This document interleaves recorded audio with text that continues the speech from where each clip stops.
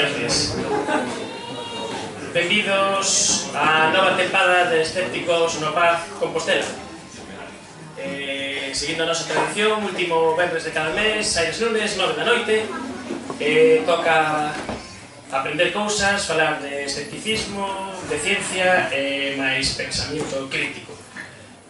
Como ben sabedes, estamos aquí grazas a un grupillo de xente que nos atellamos en torno a Escépticos no Paz, que montamos estas charlas, en colaboración, grazas a xuda tamén do Eras Lunes, tamén en colaboración de Círculo Escéptico, Costolla, divulgación, hai tempo que non o fago, teño que repasar, e a Sociedade ARP, Sociedade Avance de Pensamento Crítico, que aí sempre teño aquí na traba, pero aí vamos. Pero bueno, gracias a todos eles, a estes esforzos que xuntamos, podemos traer cada mes un tema super interesante, tan interesante como a vaga de lumes que tivemos aí case un ano.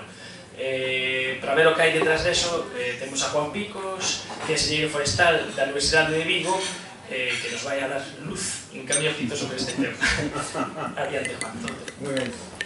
Pues moitas gracias. En primer lugar, cando César, a través do meu amigo Zapi, sí, propúxome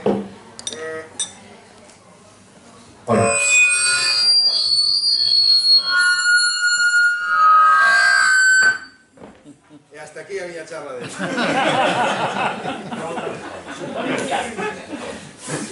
Hola, hola. Hola, sí? Escoitas? Sí, sí. Escoita polo micrófono. Hola.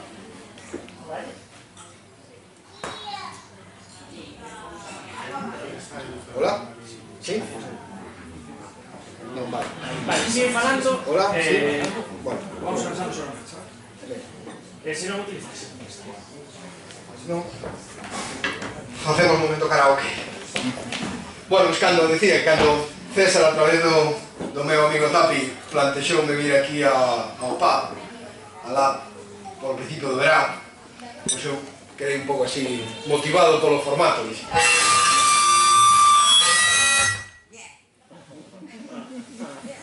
Bueno, tiramos con este todo o rato, bueno, pois eu quedei así un pouco motivado polo formato, porque normalmente, pois, me toca falar na aula, na Escola de Enxeñería Forestal, onde dou clase, ou nunha sala así distinta. Pero resulta que hoxe coincide que veño como, ao principio pensaba que, como me vou sentir nun bar, e a casualidade fixo que onte tocoume actuar noutro bar, no barrio madrileño de Chueca, por tanto, xa estuve chegando a formatos máis raros que este. Co cual, agardo tentar, achegar o máis posible ao que se pretende con estas charlas. É especial motivante que organice alguén que se titula Escépticos no Pub, porque dende fai un ano e algúns días, cando veo o vicepresidente da Diputación de Pontevedra á escola, despois da vaga de lumes, a pedirnos consello, e mesmo que lle dixéramos que é o que había que facer, pois a miña resposta foi como a daqueles que dos dias, eu que sei, non teño ni idea. A situación foi de un calibre tal, como intentar estimar, que o que lle pedín foi que se a Diputación realmente quería que buscáramos que facer máis aló de salir dos lugares comunes, pois os poucos recursos que estaba disposto a poñer polos seus orzamentos, empregaríamos en ir traendo distintos expertos de distintos sitios para que cada un con distintas perspectivas mirara o mesmo e fora capaz de poñernos en dificultades, sobre todo cos nosos preconceptos. E o que veño un pouco a contar aquí son algunhas das conclusións do que estuvemos facendo, que vimos facendo no último ano, recorrendo todos os lumes da vaga de incendios de 2017 moitas veces, porque cada vez que ven un deles facemos un recorrido de algunhas das áreas ardidas, todas aquelas cousas que nos sacaron, ou mesmo a mí me sacaron como enxeñeiro forestal da miña zona de confort, sobre todo vendo que o problema é tan complexo, porque a naturaleza dun incendio forestal, sobre todo o gran incendio forestal, é tan complexa en sí mesma, que a aproximación ten que ser desde o escepticismo, desde tentar demostrar e validar todas aquelas conclusións que queramos sacar, e mesmo atopar que non hai realmente unha solución máxica que vaya en todos os sitios, sino que en sitio concreto, en situacións concretas, bueno, pues as mesmas solucións poden ser distintas, mesmo que a priori poderíamos pensar que funcionan. Con o cual, o meu reto é intentarvos achegar a complexidade dos lumes e concretamente os de outubro. Que aprendimos ca vaga de lumes de outubro? Eu se estuvera, como estuven, pero se me tocara hoxe vir como se fora a comisión parlamentaria dos lumes, pues o primeiro que se pon é isto, é a estadística dos lumes forestais en Galicia dende os anos 70. Cada vez que vexades este gráfico, vos recomendo, bueno, pues ter un pouco de dúbidas sobre os números dos 70, porque a maneira de medir as superficies, os registros e os criterios que se tiñan son moi lonxanos os que temos agora. Por lo tanto, bueno, pois, o modo de medir é distinto. Pero se estuve aquí intentando buscarle o lado positivo, diría que, bueno, temos incendios no 89, tivemos unha vaga de incendios no 2006. Sí, ahora vou un pouco a contar. Isto é a superficie ardida, as barras representan a superficie ardida, as amarelas é a superficie rosa, e as vermellas é a superficie arborada. E a liña azul é o número de incendios. Por lo tanto, ainda que non vou poñer todavía os incendios de 2017, bueno, pois, nin tan mal, podríamos decir. O máis gracioso é que eu podo contar este gráfico ca miña historia. No ano 87 e no ano 89, esta é unha foto do ano 87. Isto de aquí son eu. Está tomada en Ourense. Está a miña aboa, está o meu pai, está o meu tío, está a miña aboa, o meu pai, e o irmão, toda a familia. Isto foi no brao do ano 87, nun lugar cerca da cidade de Ourense. Este no día que acabábamos de estrenar un forno que se fixo ali na fora da horta para o churrasco familiar. E xusto despois de xantar, pois sentámonos todos ali e fixemos a foto no forno. É a única foto que hai do forno, porque esa noite fomos desaloxados e o forno ardeu por un lume que viña de fai 5 ou 6 km atrás. De feito, estábamos comendo e víamos o lume moi longe. Bueno, pois, a tarde sacaronos da aldea e o lume chegou a quemar o forno, chegou xusto a estas casas. Isto foi no ano 87. No ano 89 pasou unha cosa parecida, xa non tiñamos o forno quedou un pouco maldito, é a única foto que se conserva do tema. Fai exactamente o ano 87, 30 anos. No ano 89, que foi outro ano deses gloriosos, pois o lume chegou por outro lado da mesma vila. Eu entrei a estudiar en Seguida de Montes no ano 89. Despois de pasar 2 veranos, vindo que aquelo tamén algo había que facer de todo isto. No ano 2006, temos outra vaga de lume bastante severa. O 2005 foi moi grave, o que pasa que como ardeu Ourense, hai un coeficiente co coeficiente Ourense que ten que arder 10 veces máis para que tenga o mismo reflexo nas noticias. Cando arde en Pontevedra, en Coruña, enseguida está, cando arde Ourense ten que arder 10 ou 100 veces máis. Os incendios de 2005 en Ourense foron terribles. Pero todos temos unha idea, o 2006, porque foi fundamentalmente na fachada da rúa. Bueno, o 2006 nace o meu fillo Miguel, que anda por alá, e lembro que no mes de agosto ainda tuvemos que marchar da casa porque entraba o fumo por todos os lados e estaba recién nacido. Igual, bueno, ainda todavía vou tendo experiencias familiares relacionadas con cada unha das vagas de lumes. E no 2017, esa é o cardeo no 2017, bueno, ni tan mal, cousas moito peores. No 2017 cólleme sendo recén estreado director da Escola de Enxeñería Forestal, co lume chegándose ao noso campus de Vigo, grupos dos meus alumnos comunicándome por WhatsApp que se iban a apagar o lume. Co cual, pues, tamén tocoume vivir de unha maneira tamén moi especial esta vaga de lumes. E por que tanto lío se realmente podíamos coller esta estadística e ver que cada vez temos menos incendios e a superficie de vida anual, bueno, pues un podría coller e decir, bueno, isto vai pouco a pouco arreglándose só. No ano 89, isto costou 5 meses de lumes. 5 meses ardendo prácticamente seguido. No ano 2006, que seguro que vos dades conta, prácticamente foi o día 4 o día 17 de agosto, 15 días. E o ano 2017 foron 2 días e medio. Se eu fago este gráfico, en vez de hectáreas ardidas por ano, intensidade de hectáreas ardidas por día, o gráfico tería xusto o contrario. É dicir, non nos podemos conformar co discurso No fondo temos anos malos, pero isto cada vez vai millor, sino que cada vez, cando vai mal, vai millor dunha maneira moito máis terrible. A situación de intensidade e de peligro do ano 2017 é moito maior e non me reflexada por este gráfico. Logo, ese é unha das primeiras escepticismos cando un vai mirar as cifras. Non importa só, cando acaba a campaña, evaluarnos de se nos ardeu moito, se nos ardeu pouco, e que nos ardeu e como nos ardeu, e que peligro hubo neses límites. Supoño que ese é outros parámetros que hai que ter en conta para fuxir de que ao final, sexa quen sexa o presidente da Xunta, sexa quen sexa o conselleiro, este sexa unha especie de boletín de notas que chega no mes de outubro, e por tanto, bueno, pues, o que vai dar é que a mí me ardeu máis que a ti, é o mellor que ten. Esa é a primeira cousa que eu creo que se a partir de agora os achegades estes números tedes que ter en conta. Esta é a primeira reflexión dunha serie de xente que falas despois. Isto é o de sempre. E leva ardendo toda a vida, miras os gráficos, 89 foi terrible, 2006, isto é o de sempre. E teña razón, 1890, os incendios en Galicia se multiplican de un modo extraño. Isto é un titular dun periódico en Madrid. Para que un periódico en Madrid do ano 1890 leve unha noticia sobre Galicia, tiñan que haber incendios en cantidad. E a filosofía que sacaba o que escribía podía sacar a voz de Galicia no mes de novembro ou no mes de outubro. Isto é moi raro. Por que arde tanto? Pois xa pasaba a finales do século XIX. Que creo que esa casa. Eu creo que tiene que haber más. Isto é o ano 1919.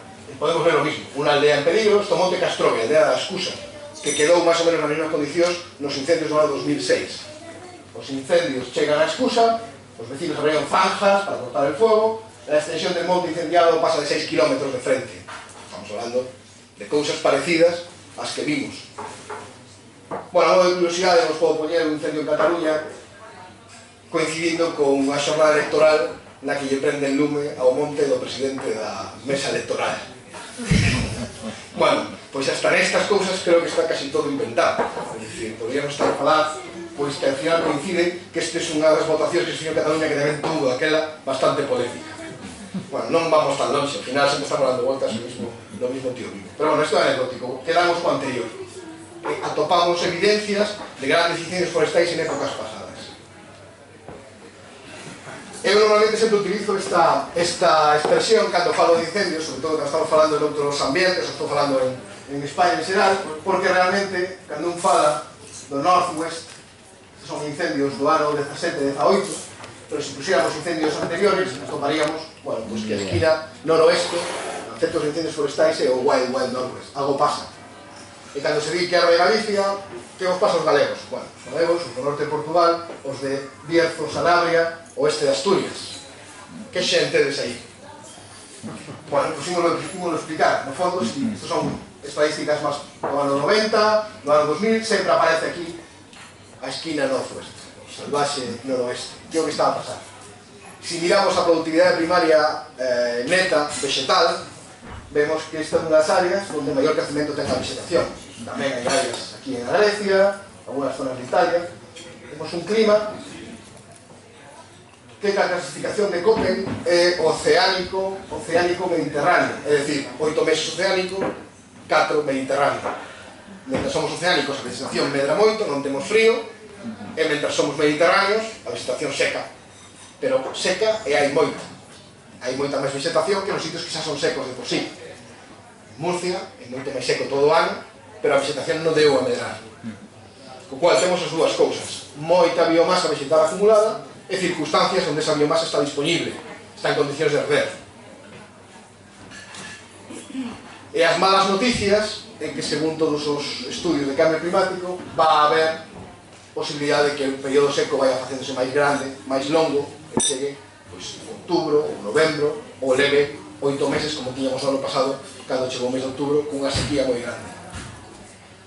Co cual, vamos seguir tendo un período onde se vai acumular a biomasa e un período moito máis longo onde esa biomasa vai estar disponible para arder. Al final, alguén deprende. Non vale. A biomasa non ten tendencias de quemarse ao bonzo por ela misma. ten que haber, ademais de haber combustible e condicións para arder, oxígeno, que o temos, que ten que haber quen lle prende. Pero é que levamos toda a vida aprendendo. Isto é un suelo, un estudio de suelos, onde se ven o que os que estudian, neste caso, a defoloxía, neste caso falan das liñas de pedras.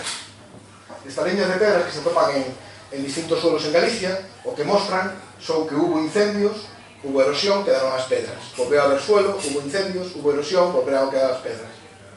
E, por tanto, o que amosan é que de fai 3.000, 4.000 anos, o ser humano iba queimando a vegetación, bueno, pues precisamente para roturar ou para utilizarlo de xeito agrícola ou gandeiro.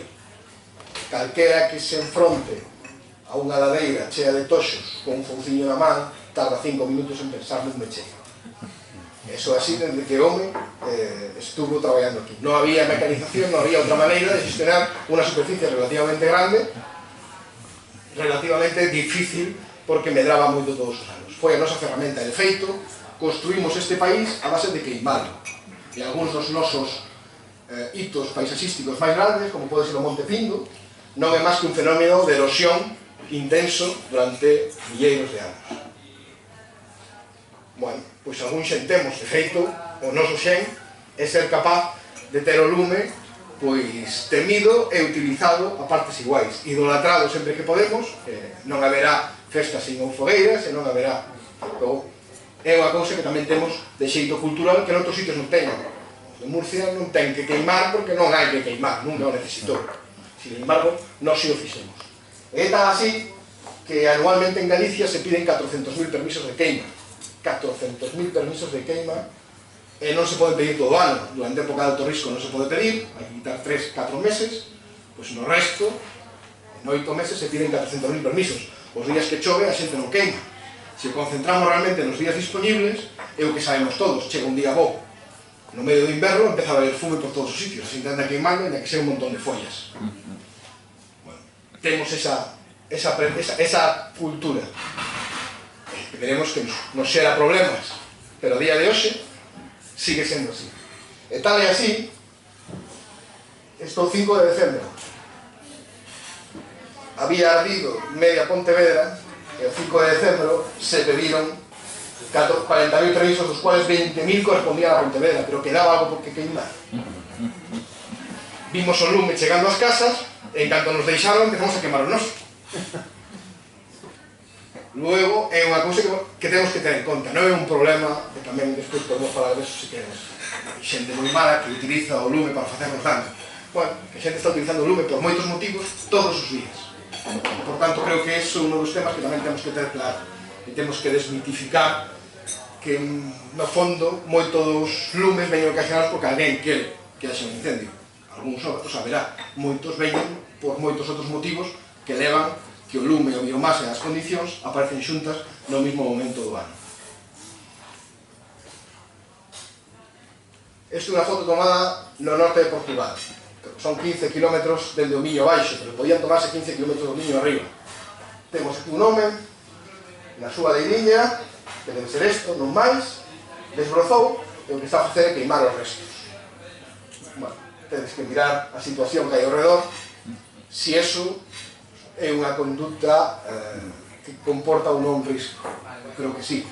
Se somos un pouco máis curiosos, veremos que ademais aquí tamén hai lume. Xa non se está queimando este cachín aquí, se non está queimando aquí. Se chegáramos aí, ahora mismo paráramos o coche e dixemos: está usted tolo? Está a facer. Seguro que a súa resposta é: eu estou a hacerlo ben. Os meus veciños son os que non fan nada. A súa percepción é que precisamente é o que está facendo ben. Bueno, pois creo que aí temos tamén moito que mellorar. É moito que aproximarnos a esa realidade. É moito que ver que esta xente pode utilizar o lume ou alternativas se as hai, pero se utiliza o lume o utilice con suficientes garantías, porque a reducción do número potencial de ignicións vai nos facer moito máis ben. Os dous incendios, bueno, despois falaré dos incendios de Vigo, porque además aí se sabe por que foron e por que non foron. Durante as nosas visitas ás zonas incendiadas, está no borde norte do incendio das Neves, na comunidade de Batallán, Santiago de Batallán, xusto pegado a A52. O lume chega a pasar a 52 ao norte, esta é unha comunidade de montes, un lugar xusto ao norte. Fomos aproximadamente, eu creo que era xa cerca do primeiros de xuño, e o tablón de anuncios da comunidade de montes en Mancomún, si se achega, atopa parte da nosa identidade en 3 papéis. Espectacular fogueira de San Xoán, churrascada monstruosa e carteliño de medio rural sobre a prevención de lumes. Somos isto. E, por tanto, para o ben e para o mal, temos que recoñecer e saberlo. Non ten ningún xeito aproximarnos á realidade dende a mitificación do que está a pasar. Non descarto malintencionado, dicir, vai haber sobre 3.000, 4.000, 10.000 incendios ao ano, vamos a topar todo tipo de circunstancias. Pero unha delas é que o lume o temos presente no entorno. Nun entorno que ademais ten condicións favorables para arder en unhas condicións climáticas que se van facer cada vez máis duras. Eso é parte das primeiras conclusións. Por tanto, é o de sempre. Decía o primeiro da foto. Isto é o de sempre. Pois non de todo. No outubro atopas outra xente que che di isto nunca o vira, nunca vi un lume como este, e probablemente tamén teñen razón. O ano 2017 é o ano que a nivel global os danos con incendios forestais foron maiores registrados nunca. Chile, Sudáfrica, Portugal, Canadá, Estados Unidos en varias ocasións, Portugal, Galicia, Estados Unidos, bueno, 10.000 edificios dañados a nivel global, 14.000 bens asegurados, 18.000 millóns de dólares de perdas e 261 feridos e 171 mortos. Estos son os incendios forestais a nivel global. Non hai un ano que os incendios forestais globalmente produxeran tantos danos. O cual tampouco é o noso problema exclusivamente. As nosas circunstancias moi particulares están involucradas nun patrón global relativamente adverso. E se miramos na Península Ibérica os incendios maiores de 10.000 hectáreas, a maior parte deles ocurren no noroeste da Península Ibérica. Ainda que teñamos percepción que os nosos incendios eran máis pequenos, os grandes dos últimos anos, podemos ponerlos aquí, entre Portugal e Galicia, vamos tendo incendios de 33.000 hectáreas nun só lume, e despois os de Galicia onde temos como complexos, porque realmente, ainda que podemos diferenciarlos como varios, ocurren simultaneamente e moitos están relacionados uns con outros. Estamos a falar de decenas de miles de hectáreas nun período moi pequeno. E volve un pouco o mismo. A intensidade vai increscendo e onde vivimos, norte de Portugal, Galicia, oeste de Castilla e León, oeste de Asturias, temos as papeletas para sufrir incendios grandes. Eso é a noticia que, independentemente que había incendios grandes nesas publicacións de finais do século XIX, non eran estes incendios. Por tanto, nunca é o de sempre e nunca tal se virá. As dúas cousas son certas. Este incendio de Leiría, estamos achegándonos a cousas como esta.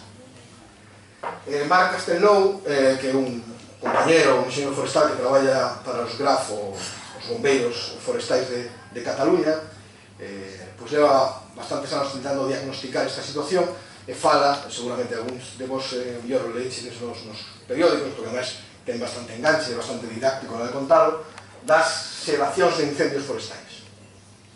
Está falando que estamos chegando un momento de chegar ao que ele chama esta xeración.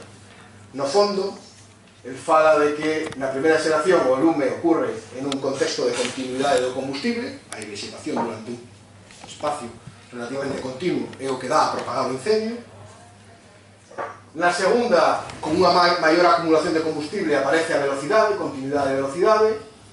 Cando hai cargas de combustible intenso, xa non é un problema só de carga de velocidade, tamén é de intensidade, é a radiación, a cantidad de calor que se está a manifestar no propio frente. A cuarta está falando de que eso chega ás zonas urbanas, que xera unha problemática distinta, como despois veremos. A quinta, ele fala cando eso chega e chega en varios sitios a vez, por tanto os medios quedan absolutamente superados, xa non é un problema de que temos que salvar un pobo, sino que temos 10 pobos amenazados, non somos capaces de estar en todos os sitios. E eso xa empeza a sonarnos un pouco máis. E despois está falando de que hai unha sexta, donde ademais os incendios xa non se producen nunha área xeográfica pequena, sino que se producen o que chaman a mesoscala, é dicir, a intensidade do incendio e a simultaneidade de grandes incendios, en vez de ser modificados polas condicións meteorolóxicas, modifican as condicións meteorolóxicas. É un salto cualitativo. Todo o mundo pode entender que o vento aviva o incendio, e costa moito máis entender como o incendio é capaz de mudar o vento. Bueno, pois a partir de determinadas concentracións de grandes incendios simultáneos, eso pode pasar. De feito, el di que o primeiro incendio que ele podería calificar de sexta xeración en Europa foi o de Pedro Pablo. Estábamos acostumados a ver isto pois, en Norteamérica, incendios con unhas dimensións moito máis grandes, algunhas zonas de Australia, en Sudáfrica, pero en Europa non había esa sensación de un incendio que modifica o patrón meteorolóxico cercano. Si hai algún vídeo bastante espectacular sobre os incendios de Chile, pero hai un vídeo meteorolóxico dos incendios de Chile onde se ve que a concentración dos incendios de xaneiro de 2017 chega a comerse unha borrasca, chega unha pequena borrasca dende a costa continental, se chega a zona dos incendios e a borrasca desfaise. A enerxía era tan grande nos incendios de Chile que os registros meteorolóxicos da illa de Pascua estaban alterados polo que estaba pasando a 800 km con o mar en medio, como si os lumes de aquí afectaran os registros meteorolóxicos de Barcelona. Bueno, mesmo Marc, que participou na comisión no relatorio da Asamblea de Portugal sobre os incendios de outubro, chega a atreverse a decir que os incendios que nese momento estaban ocurrindo a vez en Portugal protexeron de alguma maneira a que en Galicia non foran tan intensos. De feito, en Galicia entra a chuvia na mañana do luns 17 sobre as 6 da mañán, e en Portugal ainda tarda un día máis en chegar. Dentro do seu análisis meteorolóxico entende que a intensidade dos lumes en Portugal foi tan grande que o que fixo foi que a borrasca entrara antes por Galicia que por Portugal. Cando falamos de sexta xeración de incendios, estamos falando dunha cantidade de enerxía absolutamente desproporcionada. Non estamos, probablemente, todavía aquí, pero xa na cuarta e na quinta nos recoñecemos bastante ben. E isto non é o de sempre.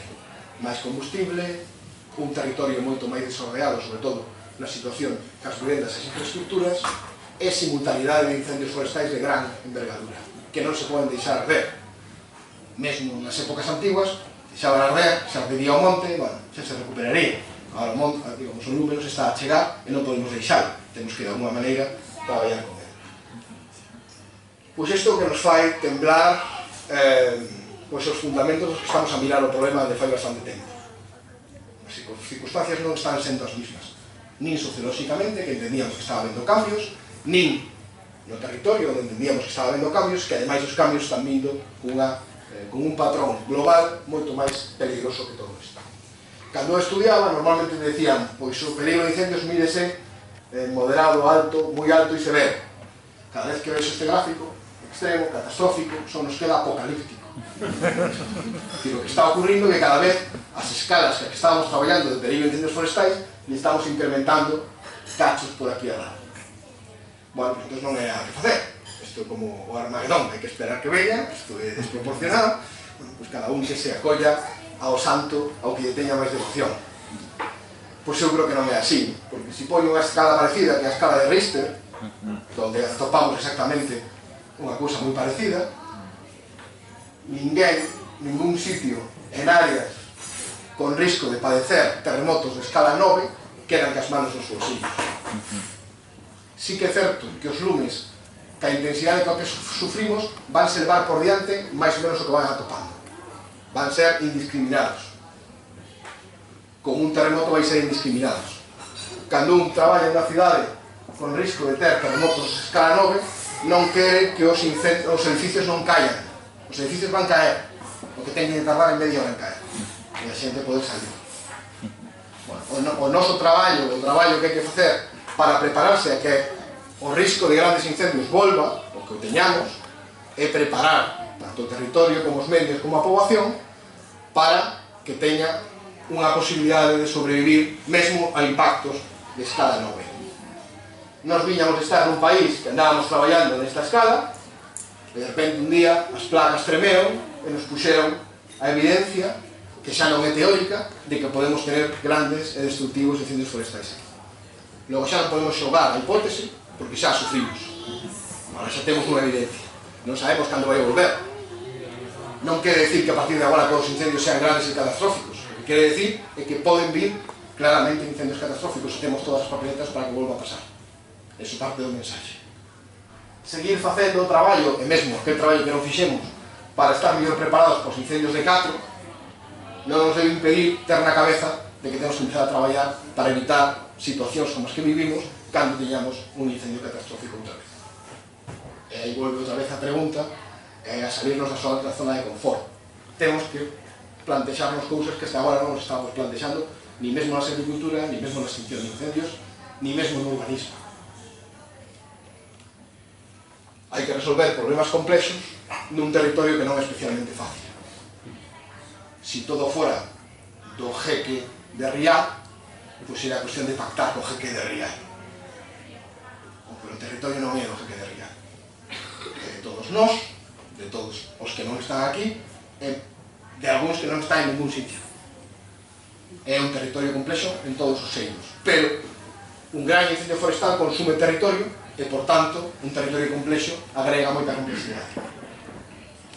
Vou pasar un pouco por diante isto, digamos, no fondo son o que diría o ABC que hai que facer: reducir as emisións, mellorar a tipoloxía do combustible, agora vou falar un pouco dele, a cantidade de combustible. Se non hai que arder, xa non temos problema. Se os faltáramos todo, librábamos.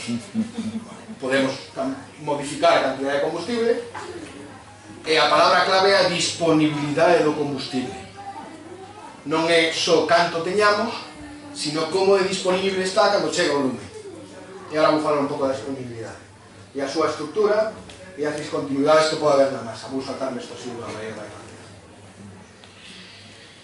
Para que vexades a que nos enfrentamos, isto é un incendio en Australia, un gráfico un pouco complexo. Estas son as horas do día, dende as 0 hasta as 24 horas. As condicións medias de aquel día eran 42 grados, 9% de humedade relativa e 60 km por hora de vento. A xente que gusta moito así contar a presa do 30-30-30, Bueno, saben porque é fácil de recordar, non é mnemotécnica, pero realmente o que di é vento, temperatura e baixa humedade, ollo. Bueno, pois aquí isto xa é moito máis que un 30-30-30. Vale. E os diferentes gráficos marcan a liña de disponibilidade de combustible. Si o combustible hai 30 toneladas de combustible disponibles por hectárea, hasta se hai 13. Vale, este sería o rango. 5, 10, 15. Estes son as dúas liñas que marcan o límite que ten unha persoa, unha brigada preparada cos seus medios de enfrentarse ás chamas. Non pode pasar de 4.000 kilovatios por metro lineal. Se a radiación do lume é maior de 4.000 kW por metro lineal, non se pode chegar a un ser humano, aínda que leve os equipos de extinción. É o límite de ataque directo. A partir de aí o que se vai é o ataque indirecto, maquinaria, avións, helicópteros, o que toque. Pero eso ten un límite que son os 10.000 kW. Por encima deso, nin siquiera se pode chegar con medios, ni mesmo avións, hidroavións, traian o avión máis grande que teñan. Non vale. A enerxía xa é disparatada. Bueno, pois nese día, según foi empezando o día, máis ou menos estaba todo bastante controlado, pero a partir das 7 da mañán, se houbera 30 toneladas por hectárea, a radiación do lume chega a valores astronómicos, comparado co que un ser humano, ou mesmo un ser humano e a súa maquinaria pode producir. Nesos casos, o lume vai correr. Hai que irse moitos kilómetros máis adiante, quitar todo o que estea disponible para arder, porque os grandes lumes, e normalmente os lumes, só se lles mata de fame. Non hai máis. Só se lles mata de fame. Se non che podes achegar a él, non podes enfriálo, pois o que tens que facer que chegue a un sitio onde non teña que comer. Por tanto, calculas cal é a progresión, vaste moi lonxe, e ou ben queimas ti antes, ou ben despexas toda a vegetación con un bulldozer o que toque, e esperas que chegue ali. Non podes facer outra cousa. Bueno, pues con estas intensidades vedes que según se incrementa a disponibilidade de combustible por hectárea, bueno, pues rápidamente esto se dispara de unha maneira absolutamente incontrolable en estas condicións. Logo, bueno, pues primeira conclusión, hai que ser capaz de manter a disponibilidade de combustible en termos baixos por hectárea. nos vai dar moitas máis oportunidades de control. Vale, primer concepto. Cantidade disponible. E que é disponible? Bueno, un tronco non está disponible para arder. Nos chamamos combustible de 1000 horas.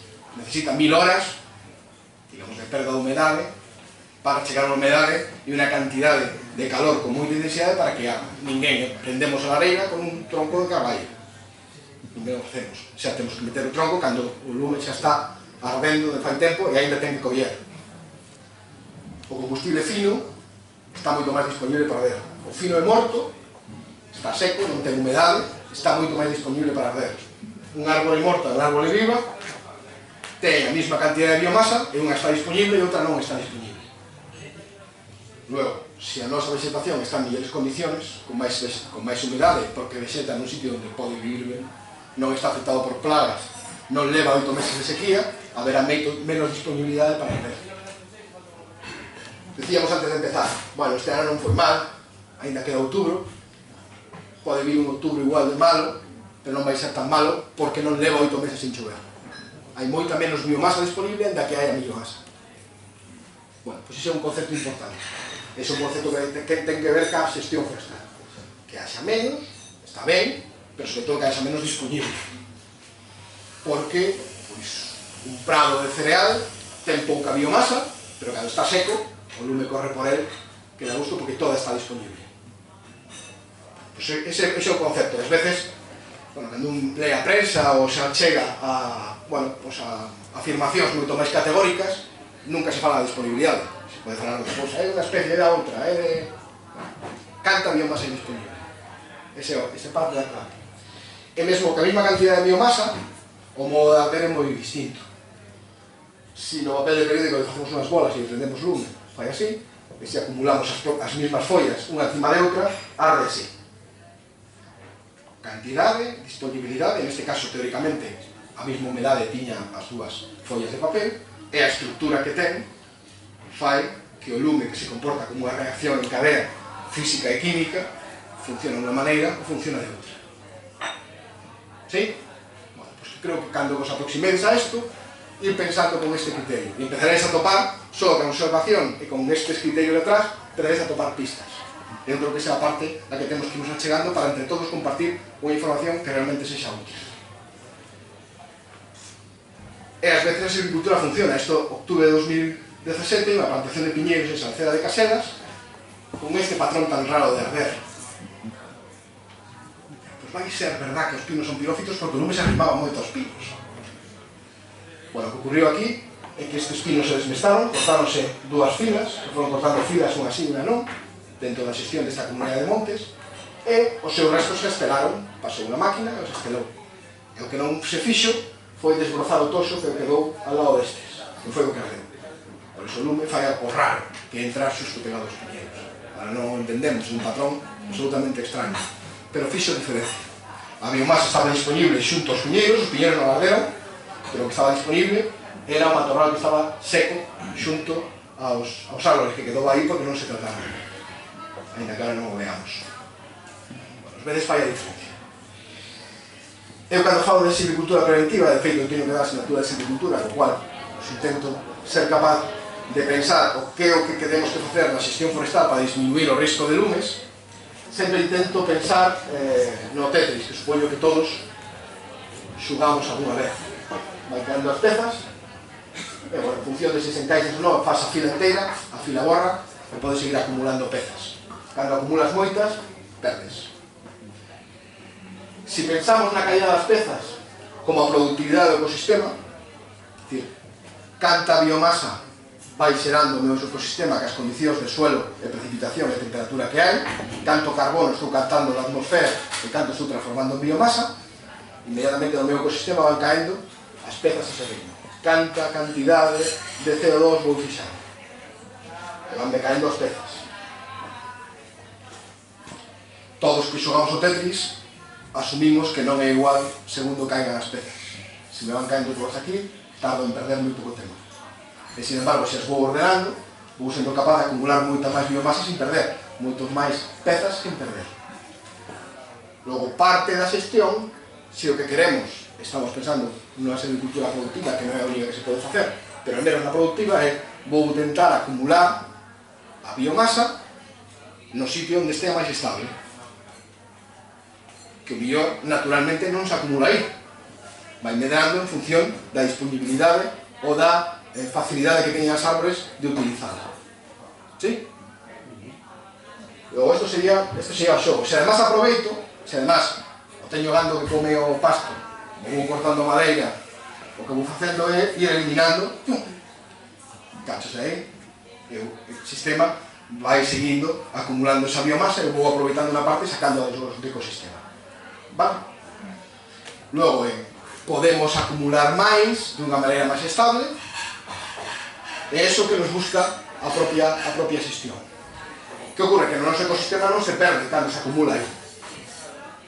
Se perde cando a biomasa que temos aquí a temos dunha maneira máis inestable, porque chega ao lume, está moito máis disponible, hai moito máis desequilibrio nesa biomasa no ecosistema e, por tanto, libera esa enerxía que foi adquirindo durante a fotosíntesis, a libera radicalmente nunha combustión. ¿Sí?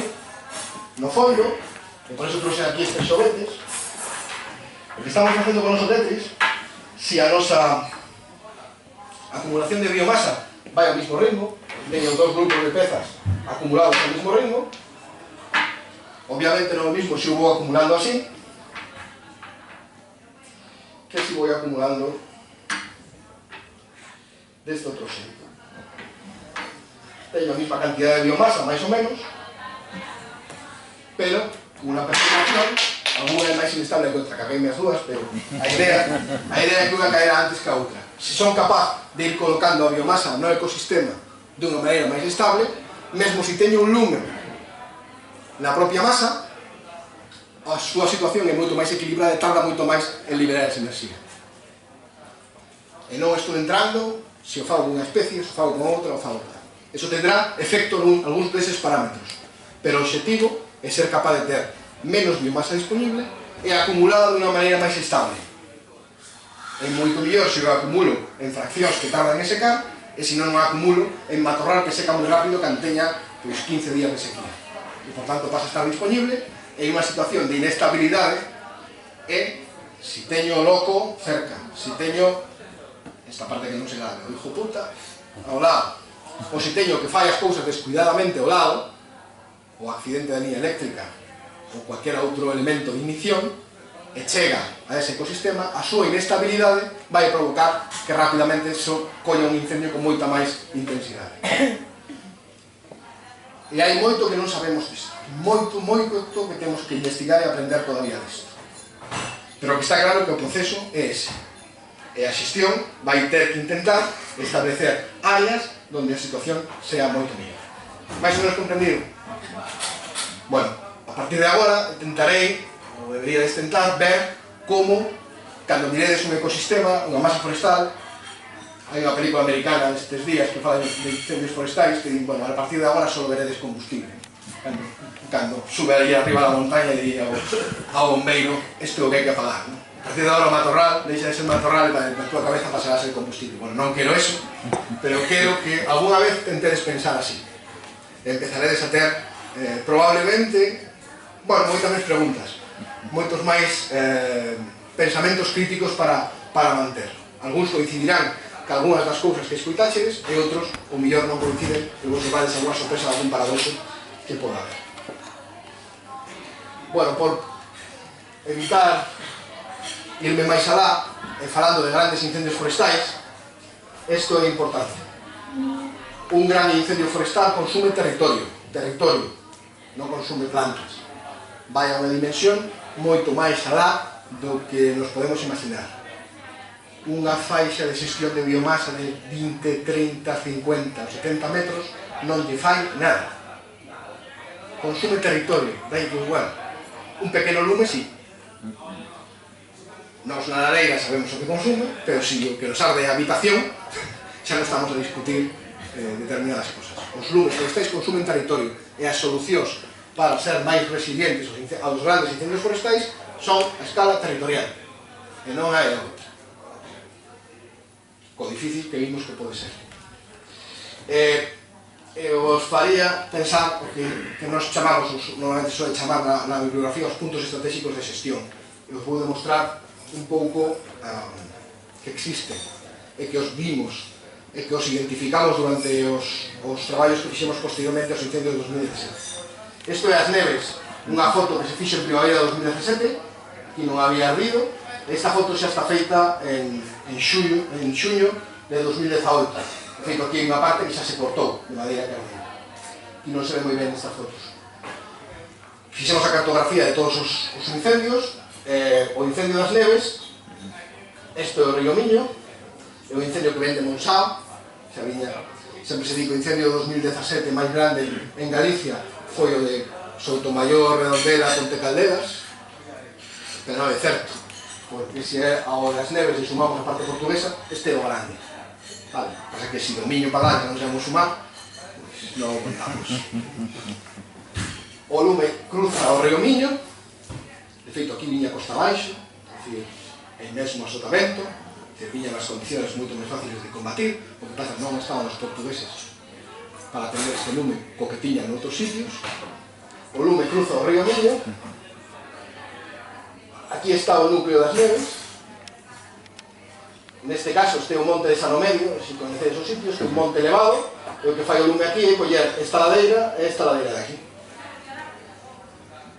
Estas son os montes que víamos antes na foto, a Casorte, que manda truco que quede decirlo, que esta ardera no 2016, por tanto o lume por aí non pudo progresar, porque atopou o ardido, e por aquí o que foi recorrendo toda esta zona que está chea de casas. Nesta área de aquí, deronse os peores casos durante o incendio das neves. Alojamentos, casas... Bueno, o incendio recorre todo este monte inteiro, sin que nadie o parara, porque andaba toda a xente aquí intentando salvar o resto, e cuando o lume cada vez se facendo máis grande. Chega a 52 e colle esta outra ladeira de aquí de Arboa. Vale, este é o incendio de as neves máis ou menos. Esta é a zona queimada, esta é a cartografía do lume. Imos ver este cacho aquí, que pasou aí. O lume xa viña por aquí, de feito, este é un val, unha aldea, o lume pasa por aquí, mesmo aquí cruza, pasa de un lado a outro da ladeira. E a única zona que ahora mismo ten salvadas neves é esta. Isto que ardeu no 2016, isto que ardeu este ano, 2017, e isto non ardeu porque isto é unha granxa. Isto é unha granxa que está nun sitio que fai exactamente dun punto estratégico de xestión. É o lugar no cual o lume iba a coller este val para arriba e cepillarse todas estas hectáreas. Esta granxa é a responsable de que estas dúas aldeas non tuveran problema, esta masa forestal sigue en pé. Cando falamos de punto estratégico de xestión, non está en ir despois a facer autopsia. Está en identificar antes de que morra cales son os sitios que temos que intervir. Se aquí non hubiera unha granxa, pero hubiéramos identificado este risco e hubiéramos feito un desbroce sobre esta área, probablemente o efecto podría ser o mesmo. Isto que chamo eu punto estratégico de xestión, o que fago é pensar no territorio e cal é o punto que é máis clave no territorio para facelo. Se temos un embudo cheo de auga, podemos evitar que saia auga con un dedo, pero temos que poñela abaixo. Se poñemos arriba non facemos nada. Pois que a silvicultura preventiva facemos o mismo no territorio. Hai sitios donde poñendo os dedos son os que van a facer o cambio para evitar a progresión de un incendio forestal. Este é unha evidencia. Se coñecedes Ponte Caldelas, a área arqueolóxica de Tourón, estou sentado na área, digamos, no observatorio que se ve onde están todos os petróglifos. Este é o incendio, o grande, de Redondela, de Padróns, hasta pasado Ponte Caldelas, unha lengua empuxada por vento do sur, o lume empeza aquí, recorre todo este para arriba, este é o lume de Pontarés, este xa é outro, pero bueno, este lume, nos vamos aí arriba da área de Tourón, esta zona ardida desa parte, e a área dos petróglifos de Tourón é esta. Este é a Carballera de San Vicente, e esta é unha zona do eucalipto que se cortou. Mais ou menos, aí o podedes ver un pouco mellor. Efectivamente, a Carballera ardeu menos, o pasa que o lume, unha vez que pasou aquí, xa foi costa arriba, e de feito, bueno, pois, o seu efecto queda circunscrito a zona húmeda, a zona que está máis cerca do río. Nesta zona había unha repoblación do talento que se cortou, efectivamente, bueno, pues valeu para que esa parte tamén deixara de conducir o lume, pero o lume discurriu por arriba sin ningún problema. Esta área de Tourón, donde alguén, para que a xente visitara os petroglifos, en xuño desbrozou. O lume chega de flanco e non acaba de pasar. Por tanto, esta actuación, que non é silvicultura preventiva, chamémoslle posta en valor do patrimonio, se chamamos así, funcionou como un punto estratégico de xestión. E se o vemos a nivel de suelo, esta área dos petróglifos, isto máis ou menos o mismo que estaba no mesmo sitio que estaba sentado, esta área que se desbrozou para a visita, todo isto non se ve moi ben, está queimado, e xusto esta parte de aquí é a que queda libre porque a dirección do lume era para queimar toda esa parte. Nos calculamos que aproximadamente ese desbroce será de 4.000 hectáreas. Ese é un punto estratégico de xestión. Non o fixemos por eso, coincidiu. Pero funcionou. E podemos demostrar que funcionou. Podemos demostrar como toda esta parte é a dirección do incendio, aquí chega o impacto do flanco, todo isto ten un collado e ten todas as características para que esta pendente, pues, o lume hubiera chegado por aquí como subiu por alá. Pues ese punto estratégico de xestión valeu para evitar a progresión no territorio. Ese é o reto. Ser capaz de pensar isto. Isto non sai no Doga, non son 20 metros das casas, non son urbi e torbi, cada pista 10 metros. Non é. É outra cousa. É ser capaz de aplicar o funcionamento do lume nesta escala para identificar previamente cales son os sitios no que a intervención garantiría que se existira un gran incendio forestal, a progresión sería menor. Esa é a pregunta. Despois tenemos que ver que hai que resolver nese punto de xestión para que se actúe, que o que hai é que o que debería haber, pero hai que identificarlo previamente. Contraexemplo, Coruxo. Isto está de Chandebrito e Coruxo. Isto é no mes de marzo. Temos os eucaliptos rebrotados, pero moito do carneo aquí non foron só os eucaliptos, porque este é o tamaño do sotobosque que había. O que había aí abaixo era unha selva. Si intentamos facer a correlación fácil, diríamos, bueno, o que arden, o que estaba con eucaliptos, o que tiña moita maleza. Bueno, se facemos a correlación, diríamos que o que arde é o patrimonio arqueolóxico, porque o 70% isto é Coruxo, isto é Chandebrito, todo o que se ve ali rodeado, todos estes puntillos rodeados por estes círculos, é patrimonio protegido. Patrimonio protegido. O que está sendo un patrimonio onde xa ninguén fixo nada nunca, está en as condicións de severo abandono. E por aí adiante correu o lume como... Logo, realmente, os petróglifos de Tourón non pararon o lume por si mesmos, porque senón estes tamén hubieran parado. O que pararon é o que fixemos con eles. Do mismo xeito, isto non vai só con clasificalo e deixar que aí todo quede como unha selva, porque ao final non siquiera somos capaces nin de proteger os petróglifos. Aproximadamente nese área, en octubre de 2017, pues hai 109 elementos do patrimonio severamente afectados. Pero non só nos arde a vegetación, sino que nos arde a cultura, nos arde a historia, e ninguén deixou de mirar con pena como ardía o Museo de Brasil, pero non nos arderon 109 elementos patrimoniais. Luego, tamén temos que ter esa idea. E como eses elementos non só se protexen, sino que encima poden axudar incluso a protexer aos territorios. Porque a situación destes elementos tampouco é aleatoria no territorio. Os collados, as zonas altas, será o sitio onde a xente enterraba os mortos. Ao final, a complexidade do territorio tamén nos dá oportunidades para a defensa do mesmo territorio. E ás veces non só estamos falando de que se fai ou non no eido forestal, sino mesmo noutros eidos somos capaces de atopar solucións. Bueno, fuera. Por rematar, porque se me estou estendendo demais. Outra vertente do que aprendemos en outubro son os dous incendios de Vigo. Isto é Chandebrito, isto é Coruxo, isto é o incendio de Coruxo, Nigrán, Vigo, e isto é o incendio do Galiñeiro. Isto é o campus da Universidade de Vigo. Estuvimos apurados. Pero bueno, temos un base de Zamans aí que algo así. Esta é a silueta das dúas zonas ardidas. Se eu collo isto e lle poño arriba onde están cada unha das casas, atopo isto. O lume está correndo nun territorio que o que temos é isto. E se nos damos conta, en algúns sitios, prácticamente ardeu todo o que chegou mesmo ás casas. Esta é a única comunidade de Sallanskia que se salvou porque o vento viña deste lado e aquí endereitouse hacia lá. E como non viña deste lado, a comunidade salvouse, pero é das poucas que se salvou. Pois aquí temos un problema. Non é un problema de que non nos salvan as árboles, de que non salva o patrimonio, que pasa cando o lume achegase nun sitio como este. Isto é Coruxo visto desde outro lado da ría de Vigo. O incendio viña de Chandebrito, estamos mirando dende o norte, o incendio vende do sur. Esta é a zona toda da parroquia de Coruxo. Isto de aí é a carretera que baixa de Chandebrito a Coruxo. Vedes, o lume viña sorte a sotamento, porque aí xa vai baixando, o vento viña de sur, e costa baixo. Como sempre, recordatorio porque hai nenos. Do lume nunca se escapa a costa arriba. O lume costa arriba corre moito máis que a ti. Bueno, pois aquí igual, o lume viña costa baixo. Cual non eran as peores condicións.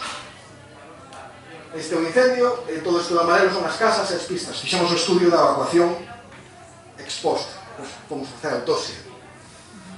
E afortunadamente pois non pasou porque houve sorte, porque moita xente estuvo xogándose ao pescozo para que houbera. Pero se collemos todas as edificacións que hai aí e caen son as rutas de evacuación, resulta que, se coñecedes o sitio, esta carretera que va a Bayona, a carretera de Coruxo chega aquí, este é o semáforo. Este é o que hai aí. Este é o punto de onde habería que evacuar 1700 vivendas. 1700 vivendas, cos seus coches, coa súa xente, teñen que salir por este punto, que é o punto polo que está subindo a motobomba, porque ten que subir polo mismo sitio. Eso é o que temos no territorio, ese é o risco que estamos asumindo, que se hai que evacuar esa xente porque non somos capaces de evitar que o lume entre na propia aldea, como vamos a facerlo por este sitio? Pero se vamos máis atrás, pois atopámonos recunchos como estes, direccións prohibidas, calles sen salida, xente sale, e mesmo neste paso, que é un paso de só paras a un vehículo, é o punto de evacuación de saída de 500 viviendas, para enfrontarse ao lume como este que estaba chegando nesa dirección. Nos sentimos moito medo cando vimos isto, pero despois, cando no mes de xullo vimos o que pasou en Grecia, pois mesmo se queda corto ca preocupación que xa tiña, porque o problema non é como sacamos de aquí a xente, é como o sacamos se aquí queda atravesado o coche. Esas cosas poden pasar, e non é poñer nervioso a xente, non é alarmar, pero alguén ten que estar mirando eso dunha maneira moi seria, porque xa pasamos unha, pero non nos deberían pasar outra, non podíamos entregar nese xeito outra vez. Se isto en vez de ser unha costa baixo e ter o vento a sotavento, estuviéramos en Grecia, onde era chao, viño o vento na dirección correcta, estábamos, xa non digo o mismo peor. Non nos podemos permitir ese risco. Eso é outro dos mensaxes que aprendemos en outubro. Os grandes incendios forestais deben de ser forestais, teñen unha componente que temos que ter previamente estudiado, e a xente ten que saber o que facer. Bueno, isto é análise do sitio onde hubo os falecementos na evacuación de Chandebrito, tampouco me voy a parar moito, pero bueno, este é o sitio de atrapamiento, este é Chandebrito, e o lume xusto entrou nesta pequena lengua que había de vegetación. Foi aí xusto. Pero esas cousas pasan. E aquí a sorte é que o coche atrapado era o último da caravana. Se é o primeiro da caravana, a desgracia debe ser moi grande. E ás veces é un problema de xogar no fío da navalla. Non podemos permitir que a xente intente evacuar sin saber onde ou que facer. Ten que estar previsto. En os incendios forestais, a xente que morre moita vez o que morre no coche. Moito máis fácil morrer no coche que na casa. E hai cousas que hai que enseñar a xente. Por qué? As cousas pasan e mesmo poderon pasar peor. Nas neves, Salvaterra, Salceda, Pontareas, nin siquiera o que consideramos rural, líbrase deste. pasan outras cousas. Temos un análisis tamén feito. Esta gasolinera das Neves. Gasolinera das Neves, restaurante, centro de saúde, o lume veo así. Veo que esperar. De quen é a responsabilidade? Pois de toda esa xente. Como somos capaces de conseguir intervir nesta paisaxe onde hai xente que está, que non está. É moito máis aló de decir obligación de deducir, moito máis aló deso. E temos que afrontar esa complexidade, porque a situación vivida é esta. E era domingo, non había xente no centro de saúde. Sí que había xente comendo, sí que había xente na gasolinera, como algunos vídeos. Túnel da Cañiza. Isto non pode volver a pasar. Isto non pode volver a pasar. Non pode darse unha situación como esta, porque entón o problema deixa de ser o incendio forestal, deixa de ser que aquí este pasando algo nesta situación, calquera cousa, un coche que recalenta, calquera cousa. E isto pasou. E non pode volver a pasar. Que aprendimos? Que non podemos deixar que pase. E aí hai que traballar desde moitos eixos, incluso mesmo, xa non ni siquiera forestais, sino que tiña que estar cortado, tiña que haber unha salida de outro xeito, hai que estar preparado. Porque en San Francisco hai terremotos e nós estamos nun sitio onde temos e vamos ter incendios forestais. Esta salida do túnel da Cañiza, o día do lume. No Google Earth isto o que había. Este paisaxe pode se transformar nunha cousa como esta. Isto é a mediana ardendo, O coche vai sair do túnel, atopas isto e para. Chega outro coche atrás e para. Colle un empeza a dar volta, porque non sabe se ven, se vai, non ten información. Ve fume, nestas condicións, non podes deixar que a xente improvise. Pero bueno, isto é Estados Unidos. Isto é unha caravana. O máis gracioso de todo é que esta é unha caravana de evacuación. Pero es que en outro sentido tamén hai.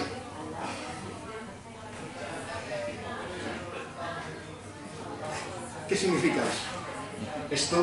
Isto é o que nos está pasando con grandes incendios forestales. Isto é California. Un incendio como este, xunto unha caravana con esta densidade de tráfico. O risco que estamos tomando aí é extremo. Temos que aprender a facer moitas máis cousas. En sitios como Estados Unidos ou California, que a xencia que máis preparada está para a defensa contra os incendios forestais, tamén lles pasa, porque tamén están enfrentándose a novas situacións que antes non lles pasaba. Ahora a población vive moito máis dispersa, as autopistas as construímos e teñen unhas puntas de vai e ven. Eso era un problema, decir, que a xente se vaya. Bueno, uns van, outros volven. E os dous entenderon que había que evacuar. Cada un evacuou por un lado.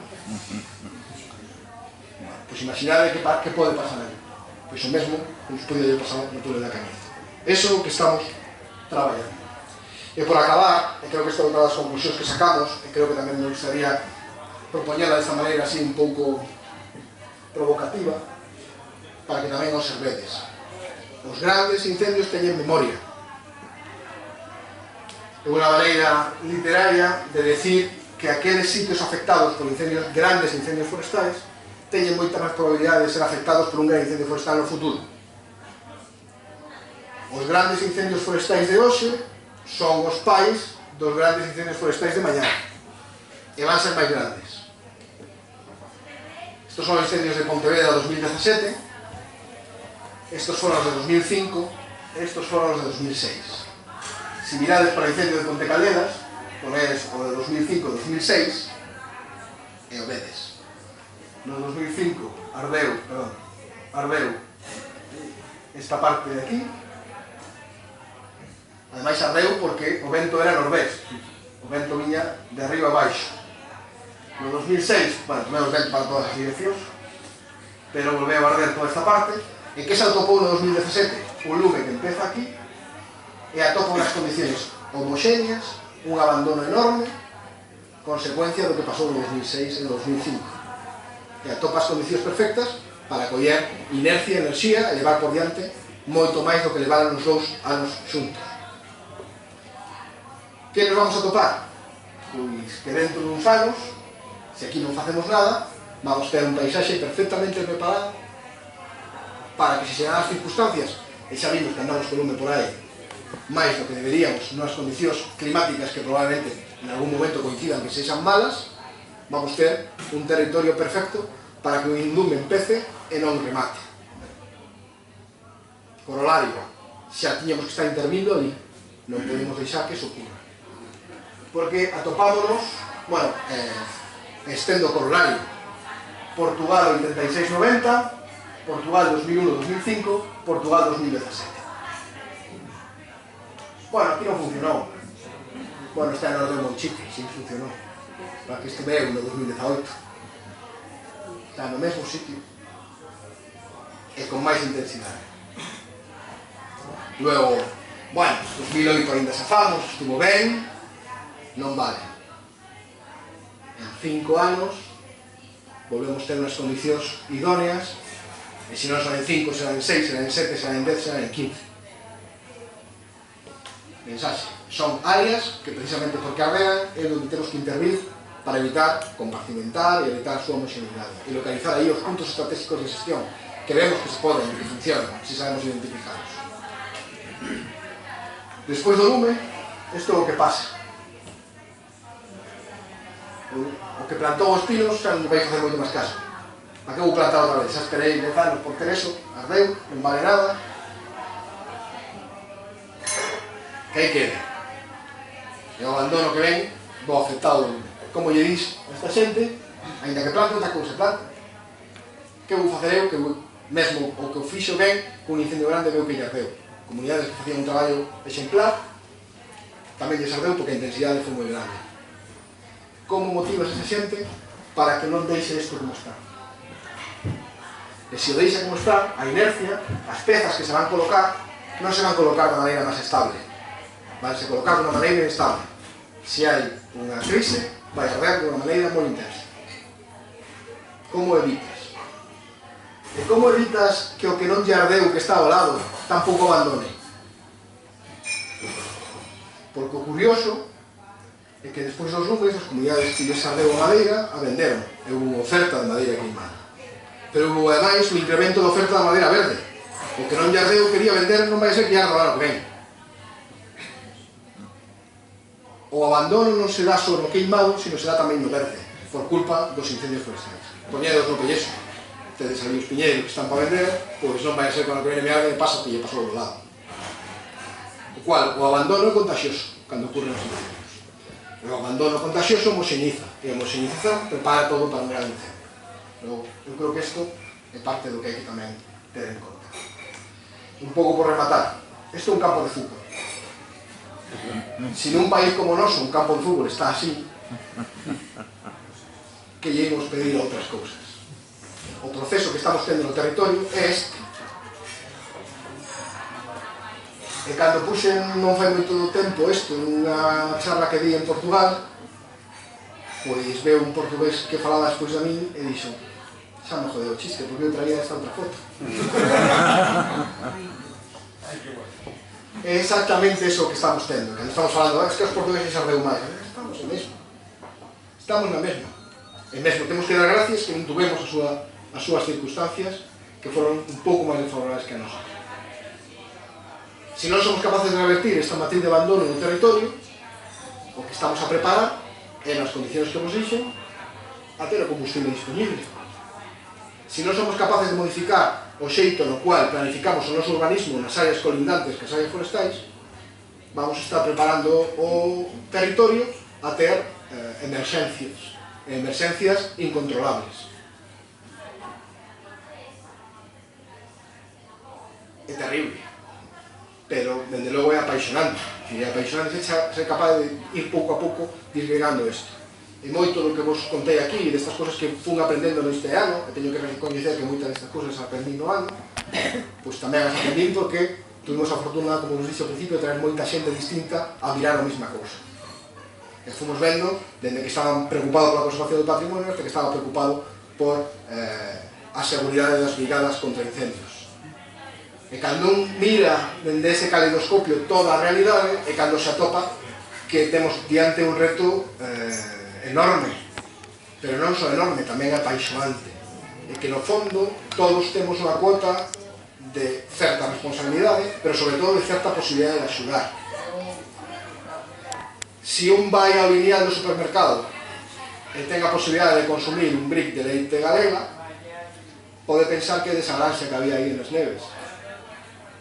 E no fondo, pode estar pensando que está contribuindo á viabilidade desa lanxa.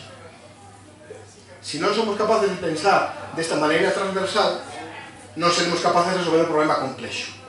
Agora, se somos capaces de facelo, e acorralar os problemas, e identificalos e resolvelos, e haberá que resolvelos de moitos xeitos distintos, entón, eu creo que o que temos é un futuro que, aínda que as condicións sean peores, nos vai dar moita máis seguridade. E, sobre todo, ser capaz de entender un proceso que vemos no telediario e non entendemos nada, sentímonos desprotegidos e airados, seremos capaces de contextualizalo e cun pensamento crítico pois afrontar os seus problemas. Bueno, non me estendo máis. Gracias.